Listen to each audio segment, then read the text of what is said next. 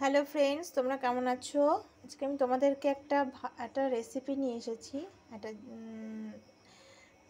শীতকালের খাবার, যেটা সবজি, তার রেসিপি। দেখো, তোমরা নিশ্চয়ই চেনো, এটা বিট বলে, যেমন গাজর আর বিট।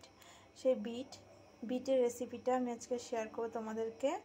দেখো, এই বিটটা এরকম ছিল, সেটাকে একটু পাশটা ছুলে আমি এই টাইপের কেটে নিয়ে ধুয়ে নিয়েছি ভালো করে। এবার আমি এটাকে গ্রেট করব। দেখো, এই ইসের সাহায্যে এটাকে ছোটো ছোটো করে কাটবো, কেটে এটাকে আমি রান্না করব। দেখতে থাকো কত টেস্টি একটা নতুন জিনিস দিয়ে এর মধ্যে রান্না করব, যেটাতে আরও বেশি টেস্ট লাগবে, যেটা অনেকেই করে না।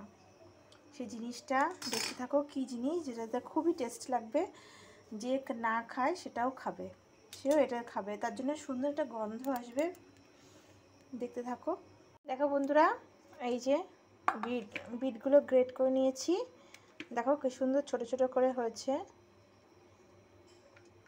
দেখো, এরকম করে নেবে। আর এই বিটের মধ্যেই আমি ফোড়নে দেব পেঁয়াজ কুচি দেবো। এই যে পেঁয়াজ কাটা রয়েছে, পেঁয়াজ কুচি দেবো, লঙ্কা, আর এ দেখো একটু সামান্য জিরে দেবো, রসুন দেবো, পেঁয়াজ বাটা দেবো, আর দেবো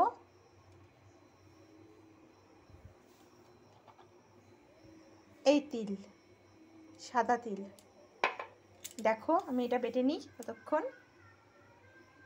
হ্যালো ফ্রেন্ডস, দেখো আমার মশলাটা বাটা হয়ে গেছে। এবার আমি এটাকে কড়াইতে সর্ষের তেল দিয়েছি।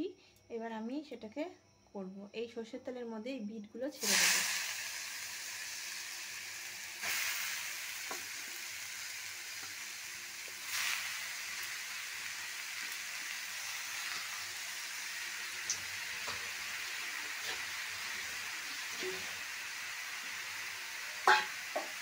এবার এটা নাড়া দেবো ভালো করে।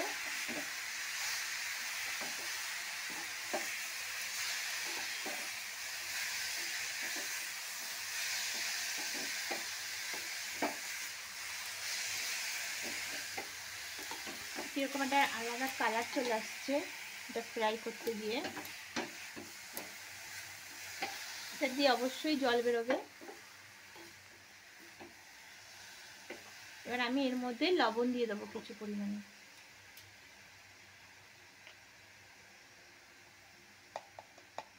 দেখো, এতটা মতো লবণ দিয়ে দেবো, পরে অল্প লাগলেও লাগতে পারে, আর নাহলে লাগবে না, তাহলে এটা অনেকটাই কমে আসবে। এটা নাড়া দেবো, নাড়াতে নাড়াতে বেশ অনেকটা কমে আসবে। এই যে জলটা বেরিয়ে যাচ্ছে, দেখো দেখো বিটের তলায় একটা জল বেরোচ্ছে, এই জলটা টেনে যাবে বেশ। এতক্ষণ টানাতে থাকি। দেখো বন্ধুরা, একটু এরকম ফাঁকা করে দিয়েছি যাতে জলটা এর নিচে পড়ে জলটা বেশ সুন্দরভাবে টেনে যায়।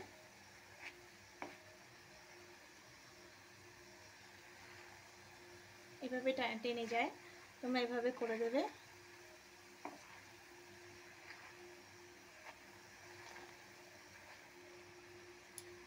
চলো ওটা টানাই। দেখো বন্ধুরা, এটা আমার অনেক টেনে গেছে। দেখো, তোমরা দেখতেই পাচ্ছ কি সুন্দর জলটা টেনে গেছে। দেখো, তলায় আর জল নেই, বোঝাই যাচ্ছে। এটাকে আমি নাবিয়ে এবার মশলা দেবো কিছুটা পরিমাণে। দেখো, তেল গরম হয়ে গেছে। এর মধ্যে আবার আমি একটুখানি লবঙ্গ, এলাচ, দারচিনি দিলাম। এবার কিছুটা পেঁয়াজ দেবো। দেখো, এটা ভাজা হয়ে গেছে।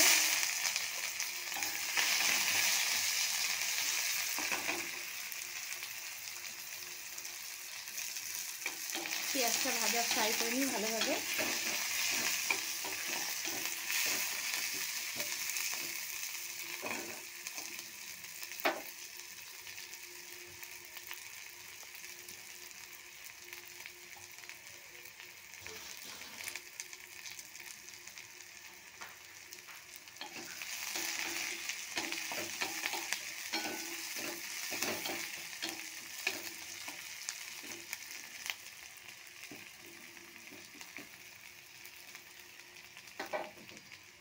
কিছুটা ফ্রাই হয়ে গেছে। এবার আমি এর মধ্যে এই দেখো তিল, এই তিলটা এর মধ্যে দিয়ে দেবো। আর আমি একটু বেটেও দিয়েছি তিল, এটা একটু ভাজা ভাজা করবো।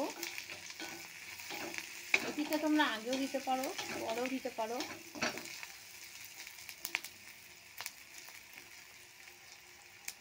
তিলগুলো ফাটছে, আওয়াজ হচ্ছে একটা।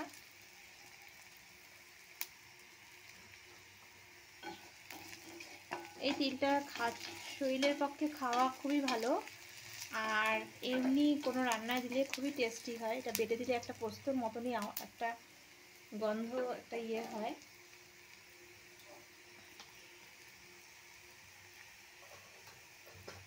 এবার এর মধ্যে এটা ভালো করে ভাজা হয়ে গেছে। এর মধ্যে একটু যে মশলাটা দেখিয়েছিলাম,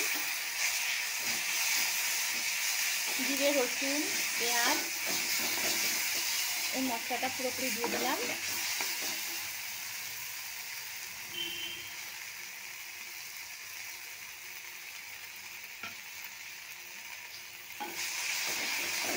এবার এর মধ্যে আমি কিছুটা পরিমাণ এরকম চিনি দিয়ে দেবো। আর বিটে যেহেতু লাল, হলুদ লাগে না, কিন্তু তবুও একটু হলুদ দেবো, তাতে আর একটু কালারটা সুন্দর লাগবে।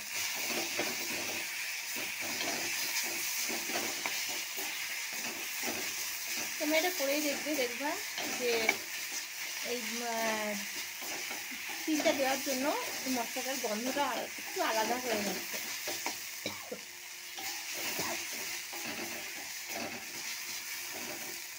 আর বাটার মধ্যে একটু লঙ্কা দিয়ে দিয়েছিলাম। এবার আমি এটাকে দিয়ে দেবো।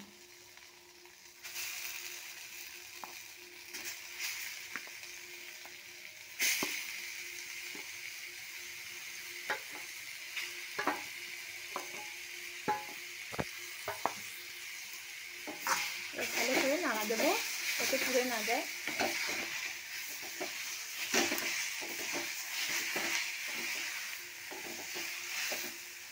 দেখো, ওটা ভাজার পরে এমনি মনে হচ্ছে এটা হয়ে গেছে। বিটটা যেহেতু ভেজে নিয়েছিলাম,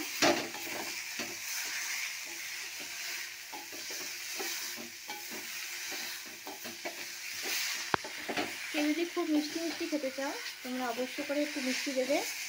আর যারা খেতে না চাও, ওই যে ফোড়নের সময় মিষ্টি দিয়েছিলাম চিনি, ওতেও হয়ে যাবে। আর আমি একটু মিষ্টি দেবো, কারণ আমরা মিষ্টিটা ভাতের সাথে যেহেতু খেতে হবে, ভাতের সাথে খেতে গেলে একটু মিষ্টি লাগবে, তাই আমি একটু চিনি দিয়ে দিলাম। আর এই সামান্য পরিমাণে লবণ দিয়ে দিলাম।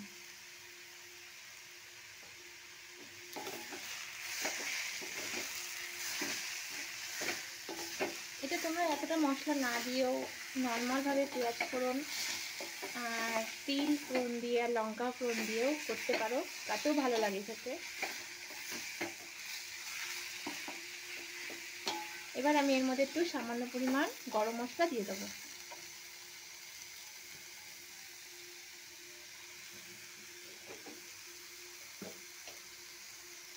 একটু গরম মশলা দিয়ে দিলাম।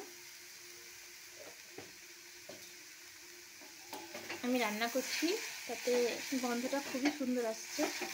তোমরা করে দেখলে তোমরা বুঝবে। আর এটা খেতেও খুব ভালো খেতে। দেখো কতটা করেছিলাম, কোনটুকুনি হয়ে গেছে।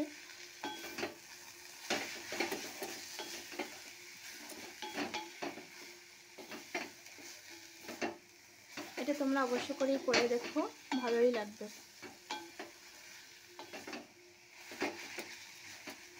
তাহলে আমাদের এটা হয়ে গেছে, এটা নামিয়ে নেব। দেখো বন্ধুরা, প্লেটে এটা রেডি। তোমায় দেখতেও ভালো লাগছে, খেতে আরও বেশি ভালো লাগে। ভাত দিয়ে খাবে।